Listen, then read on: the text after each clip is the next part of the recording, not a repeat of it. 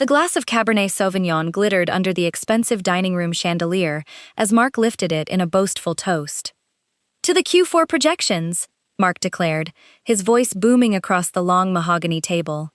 "And to taking over the regional director spot by next spring?" The 7 guests sitting around the table, Mark's corporate boss, Mr. Sterling, 2 senior partners, and their polished wives, clapped warmly. Mark grinned, leaning back in his chair, basking in the attention. He was 38, wore a tailored suit, and loved nothing more than looking like a man who had everything under control. At the far end of the kitchen island, a woman in a plain navy blue apron was quietly wiping down the marble counter. She had dark hair pulled into a simple knot at the nape of her neck. She wore no makeup, no jewelry, except for a plain silver band on her left hand, and flat leather shoes. Her posture was straight, startlingly straight, but she kept her head down, moving with quiet, fluid efficiency as she set out plates of warm apple galette. That was Maya, Mark's wife of 7 years. Mr. Sterling, a stern man in his late 50s with silver hair and sharp, observant gray eyes, looked over at Maya, then back at Mark. "Your wife is keeping us very well fed tonight, Mark," Mr. Sterling said smoothly, putting his fork down. "Tell me, what does Maya do? Does she work over at the university or in civil service?" Mark let out a light, dismissive laugh. He didn't even turn around to look at her. "Maya?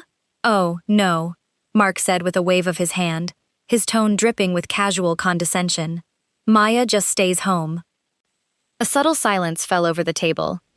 "She doesn't really do anything outside of keeping the house clean and making sure my shirts are pressed," Mark continued, taking a slow sip of his wine. "She had some little administrative job years ago before we met. But honestly, she didn't have much of a career path. She lacks that drive, you know? So I told her to just stay home and handle the domestic stuff while I build the future. It's easier that way." In the kitchen, Maya's right hand paused for a fraction of a second over a dessert plate. Under the sleeve of her plain gray sweater, a faint, 3-inch jagged white scar running from her wrist up into her forearm flexed once. Her hazel eyes didn't fill with tears. They didn't flash with anger. They simply remained calm, cold, and quiet like deep water. "Is that so?" Mr. Sterling asked, his eyes narrowing slightly as he looked past Mark's shoulder, watching the way Maya moved. "Just stays home?" "Yep," Mark said, cutting into his dessert. "Takes care of the laundry, waters the plants, who cooks dinner. Simple life for a simple person."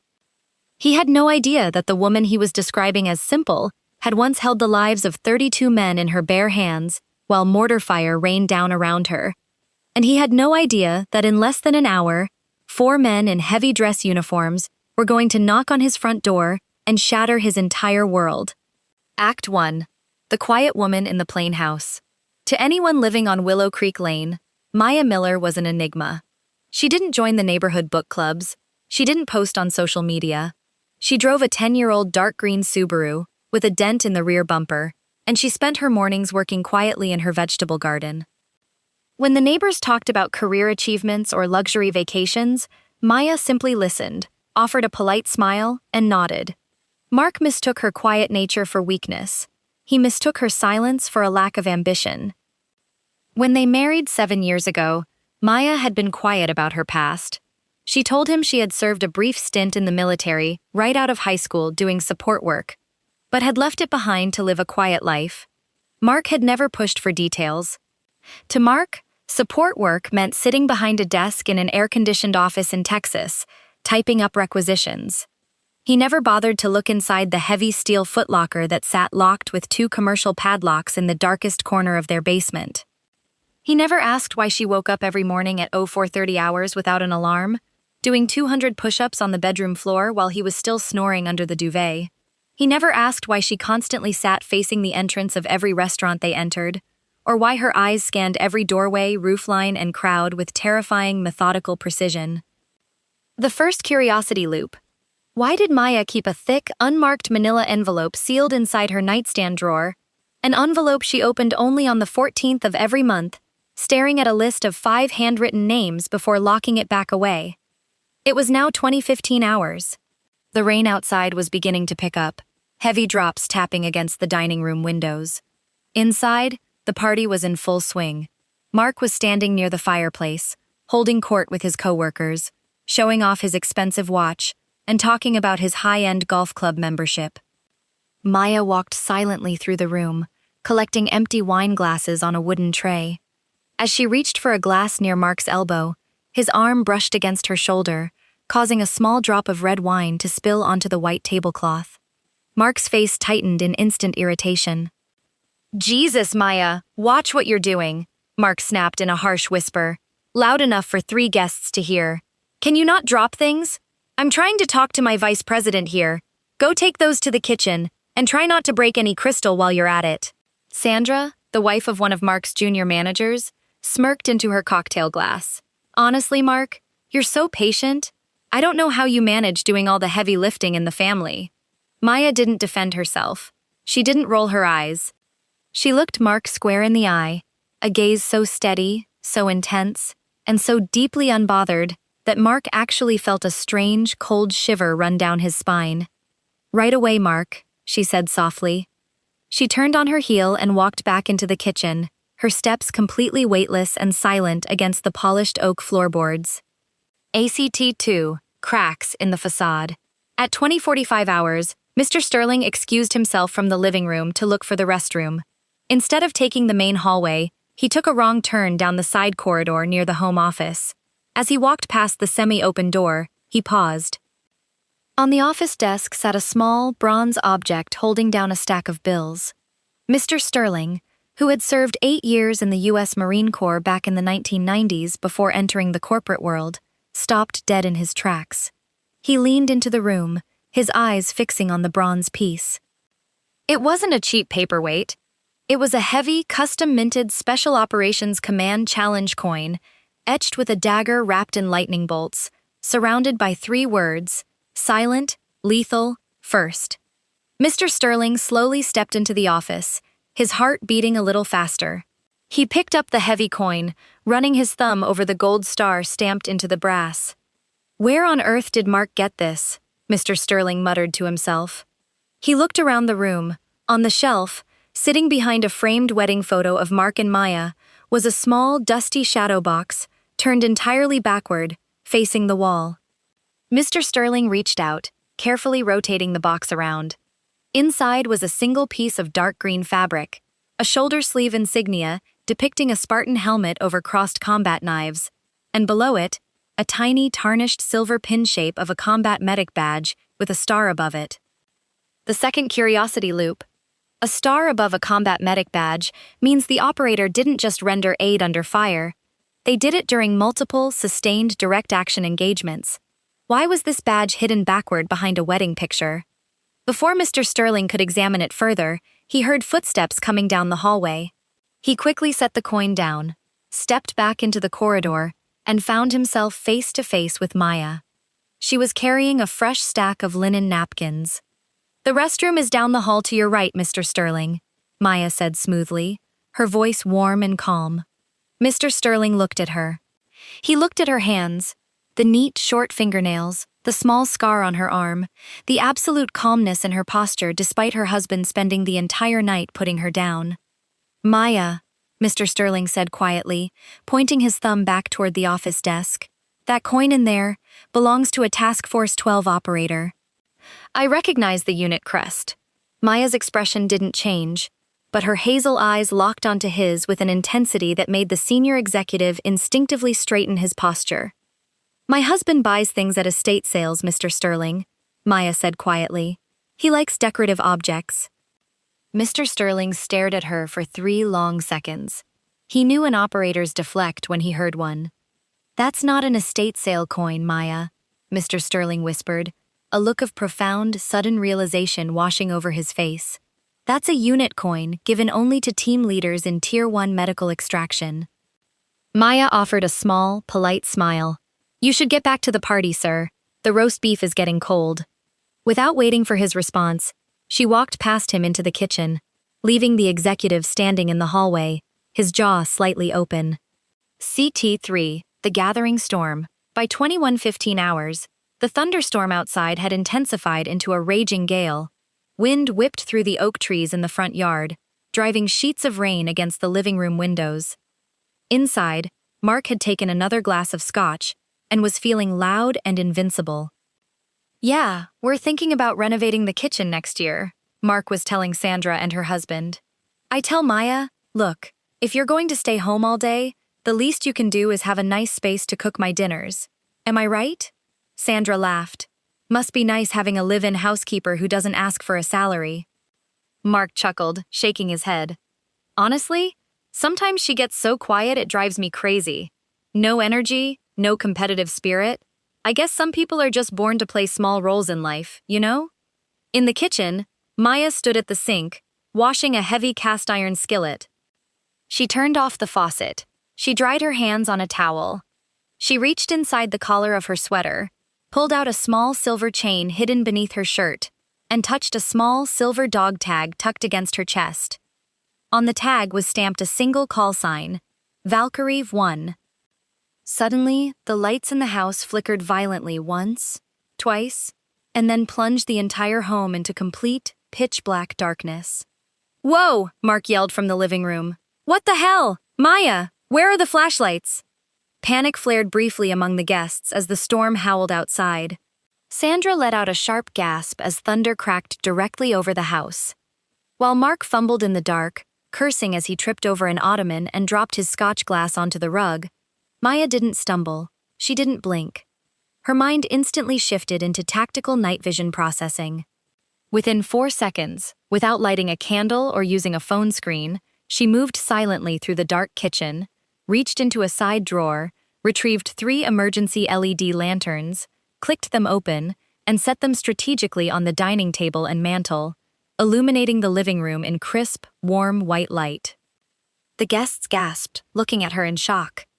"How did you do that so fast?" Sandra stammered, holding her heart. "You didn't even drop anything." Maya stood near the doorway, her hands clasped calmly behind her back. "I know the layout of the house," she said simply. Mark scrambled up off the floor, his face red with embarrassment from dropping his drink in front of his boss. "Great, Maya," Mark growled under his breath, stepping toward her. "You managed to put out lanterns. Now go clean up the scotch I just spilled on the rug because you didn't leave a light on in the hallway." "Mark," Mr. Sterling's stern voice cut through the dark room. "That's enough." "No, sir. It's fine," Mark insisted, trying to regain his composure, waving a dismissive hand at Maya. "She's used to taking orders. Go get the towels, Maya. Hurry up." Maya looked at her husband. The third curiosity loop. Why did Maya's phone, sitting on the kitchen counter, suddenly vibrate 3 times in rapid succession, displaying an encrypted satellite message from a restricted number? Tactical entry in 03 minutes. "Stand by, Chief." Maya took a slow, deep breath. She didn't move toward the towels. She turned her head slightly toward the front door. Her ears, trained to pick up sound through combat noise, caught something over the howling wind outside. The heavy rumble of 2 diesel engines pulling up into the gravel driveway.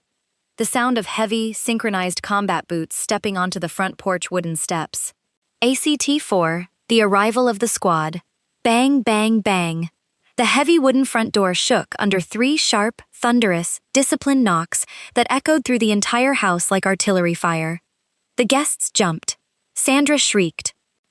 "Who the hell is knocking like that at 9 o'clock in a storm?" Mark barked, wiping scotch off his pants. "Probably some lost tow truck driver." Mark marched over to the front door, pulling it open with a scowl, ready to yell at whoever was standing on his porch. "Listen, buddy, we're in the middle of a private." Mark's voice died instantly in his throat. Standing on the rain-soaked porch were 4 massive men. They were not tow truck drivers. They were dressed in pristine, dark navy U.S. Army service uniforms, dress blues, their chests completely covered in rows of high-level campaign ribbons, jump wings, combat badges, and silver stars. At the front of the group stood a 6'4" man with broad shoulders, a square jaw, silvering hair, and the 4 gold stripes of a command sergeant major on his sleeves. Beside him stood a tall, fierce-looking man, carrying the silver oak leaves of a lieutenant colonel, flanked by 2 active Special Forces operators with clear eyes, tight haircuts, and muscles that looked like they were carved out of solid oak. All 4 men were soaked with rain, but they stood like iron pillars, their military posture so sharp and intimidating that Mark instinctively took 2 fast steps back into his foyer. Can I help you?" Mark stammered, his voice suddenly sounding thin and small. "You have the wrong house." The command sergeant major didn't look at Mark. His cold gray eyes scanned the interior of the home, ignoring Mark as if he were a piece of furniture. "Is this the residence of Maya Miller?" the sergeant major asked. His voice was a deep, gravelly baritone that rattled the doorframe. Mark blinked, utterly baffled. "Maya? My wife? Yeah, she lives here. What did she do? Did she hit your car or something?" The lieutenant colonel stepped forward, stepping right past Mark into the foyer, followed by the other 3 men. "We are not here about a car, son," the lieutenant colonel said coldly. The guests in the living room stepped back, staring in total, silent shock, as 4 decorated military officers marched into the center of the suburban house. Mr. Sterling's eyes widened to the size of saucers. He recognized the unit insignias instantly, 5th Special Forces Group. Mark rushed after them, trying to act tough. "Hey, you can't just walk into my house. I'm hosting a corporate dinner here. My wife is just a homemaker. She doesn't know high-ranking military people." The command sergeant major stopped in the middle of the living room. He slowly turned his head toward the kitchen doorway. Maya stepped out. She had taken off her blue apron. She stood in her simple sweater and slacks, her hands relaxed at her sides, her eyes meeting the eyes of the 4 towering soldiers. The entire room held its breath. ACT 5, the salute and the truth revealed. For 3 agonizing seconds, no one spoke. The storm raged outside, pounding against the windows.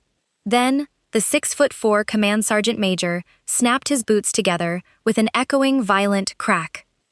In total synchronization, all 4 men, the lieutenant colonel, the command sergeant major, and the 2 master sergeants, pulled their shoulders back, brought their right hands sharply to their foreheads, and rendered a crisp, flawless, unwavering military salute. And they held it. They did not salute Mark. They did not salute Mr. Sterling. They saluted Maya. "Master Sergeant Miller," the command sergeant major roared, his voice trembling with an overwhelming blend of authority, love, and deep, emotional reverence. "Ghost Squad reports as ordered, Chief." The entire room gasped. Sandra dropped her cocktail glass. It shattered on the hardwood floor. Mark stood frozen, his mouth open, his eyes darting frantically between his quiet wife and 4 decorated combat veterans, standing at rigid attention before her. Maya looked at the 4 men. A slow, soft, beautiful smile finally spread across her face, the first real smile Mark had seen on her face in years. She slowly brought her right hand up to her temple, rendering a perfect, disciplined return salute. "At ease, boys," Maya said softly, her voice carrying a deep, commanding resonance that no one in that room had ever heard before. "You're getting mud on my rug." The 4 massive soldiers instantly broke posture, grinning as tears welled up in the eyes of the giant command sergeant major. "To hell with the rug, Doc," the sergeant major barked, stepping forward and pulling Maya into a fierce, bone-crushing bear hug that lifted her 2 inches off the floor. 8 years. 8 damn years looking for where you buried yourself. The lieutenant colonel stepped up, wiping a tear from his eye, shaking Maya's hand with both of his. "It's good to see you, Valkyrie. God, it's good to see you." Mark stumbled forward, his brain completely short-circuiting. "Wait. Wait! Wait!" Mark yelled, his face turning pale red. "What is going on here? Master Sergeant? Valkyrie? Maya, what the hell are they talking about? You told me you did administrative support." The command sergeant major turned his head slowly. He looked down at Mark like he was a bug under his boot. "Administrative support?" the sergeant major growled, his voice dropping an octave. "Is that what she told you, kid?" "Yes," Mark yelled. "She stays home. She cooks. She sweeps. She doesn't do this." The lieutenant colonel stepped closer to Mark, his eyes flashing with lethal intensity. "Your wife," the colonel said, every word hitting Mark like a sledgehammer, "is Master Sergeant Maya Valkyrie Miller, Senior Tactical Medical Operator for the 5th Special Forces Group Joint Task Force." Mark stared blankly. I don't." Mr. Sterling stepped forward from the dining room, his voice shaking with absolute reverence. "She's the medic from Operation Shadow Dust in 2017, isn't she, Colonel?"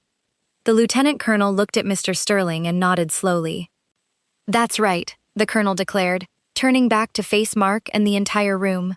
8 years ago, in the Helmand Province of Afghanistan, our primary extraction team was ambushed in a narrow ravine. 2 Black Hawks were downed. 32 operators were pinned under heavy mortar and machine gun fire from 3 sides. The room went dead silent. Even the wind outside seemed to quiet down. "Our medical team leader was killed in the first strike," the colonel continued, his eyes fixed on Mark. "Master Sergeant Maya Miller took command of the entire perimeter. With a shattered left arm and shrapnel in her shoulder, she crawled 300 yards through open crossfire, 4 separate times, to pull 7 wounded men out of burning wreckage." The command sergeant major pointed a thick finger at his own chest. "She pulled me out, kid." The sergeant major barked at Mark, tears spilling down his hardened face. "She carried me 2 miles up a ridge while bleeding out from a gunshot wound to her leg. She saved 32 lives that night. She's the recipient of the Distinguished Service Cross, 2 Silver Stars, and 3 Purple Hearts." Act 6, The Unshakable Honor. Mark felt the air leave his lungs. He looked at Maya. He looked at her plain sweater. He looked at her small wrist. He looked at the white scar running up her forearm, the scar he had ignored for 7 years, assuming it was a childhood stove burn. "You?" Mark choked out, looking at his wife like she was a complete stranger. "You saved 32 men?" "She didn't just save them," the sergeant major added softly, his tone turning fiercely protective. "She was offered a promotion to command sergeant major. She was offered high-paying private defense contracts in D.C. She walked away from all of it because she carried the weight of the 5 boys we lost that night, and all she wanted was a quiet life where nobody asked her to fight anymore." The sergeant major stepped closer to Mark, looking him up and down with intense disgust. "And we come here tonight," the sergeant major said, "after spent 3 years tracking down her retirement address so we could present her unit with her permanent congressional citation, and we find out her husband tells everyone she just stays home and doesn't do anything important?" Mark's face went from pale red to ghostly white. He felt every eye in the room locked onto him, his boss, his colleagues, his neighbors, and 4 Tier 1 special operators. Sandra looked at Mark with pure horror. Mr. Sterling shook his head in absolute, silent shame. I didn't know," Mark stammered, tears of pure humiliation brimming in his eyes. "Maya, why didn't you tell me? Why did you let me speak to you like that?" Maya walked slowly toward Mark. She didn't look angry. She didn't look triumphant. She looked at him with the calm, terrifying grace of a woman who had seen the bottom of the ocean and didn't care about shallow water. "Because Mark," Maya said quietly, her voice ringing clear through the room, "a real warrior doesn't need to shout their rank in a crowded room to feel important. I didn't stay home because I lacked ambition. I stayed home because I gave 30 years of my soul to keep people alive, and I wanted peace." She took a step closer, looking at his expensive suit, his polished watch, and his trembling hands. "You thought my silence meant I was small," Maya added softly. "You thought my humility meant I had nothing to offer. But true strength isn't about how loud you brag at a dinner table, Mark. It's about what you're willing to suffer for the people you love when nobody is watching." Mark stood frozen, completely broken. He dropped his head, unable to meet her eyes, tears falling onto his expensive shoes. Mr. Sterling stepped up to Maya. Without saying a word, the senior executive bowed his head deeply in front of her. "Master Sergeant Miller," Mr. Sterling said, his voice thick with emotion, "it is an absolute honor to stand in your home." He turned to Mark, his voice turning cold as ice. "Mark, consider your regional director application officially withdrawn. Tomorrow morning, you and I are going to have a very long conversation about leadership and character." ACT 7, The Payoff, The Real Home. The 4 operators didn't stay for dinner. They stood in the open living room, each taking turns hugging Maya, laughing softly, and placing a small, heavy silver coin into her hand. The official 5th Special Forces Group commemorative medallion. "We're setting up a reunion down in Fort Liberty next month, Doc," the command sergeant major said softly, holding her hands in his massive grip. Every man you pulled out of that valley is coming. All 32. We want you at the head of the table." Maya smiled, a warm tear finally escaping her eye and rolling down her cheek. "I'll be there, Brody. I'll be there." The squad rendered one final salute, turned on their heels, and marched out into the storm, their heavy boots echoing down the driveway as their trucks roared to life and disappeared into the night. The guests quickly gathered their coats, leaving the house in hushed, respectful silence. Nobody looked at Mark. Nobody said goodbye to him. By 22:30 hours, the house was quiet again. Mark sat alone on the edge of the living room sofa, his head in his hands, staring at the floorboards in utter silence, crushed under the weight of his own arrogance. Maya stood near the front window, looking out at the rain as the storm began to pass, leaving the sky clear and filled with stars. She reached down, pulling her small silver dog tag out from under her sweater, holding the cool metal against her palm. She had spent years hiding in the quiet, letting people believe she was just a wife who stayed home. But as she looked up at the stars, she knew she never had to hide again. She was a mother, a wife, and a homemaker. But above all, she was Master Sergeant Maya Miller, the Iron Valkyrie, and her honor was something no arrogant word could ever take away.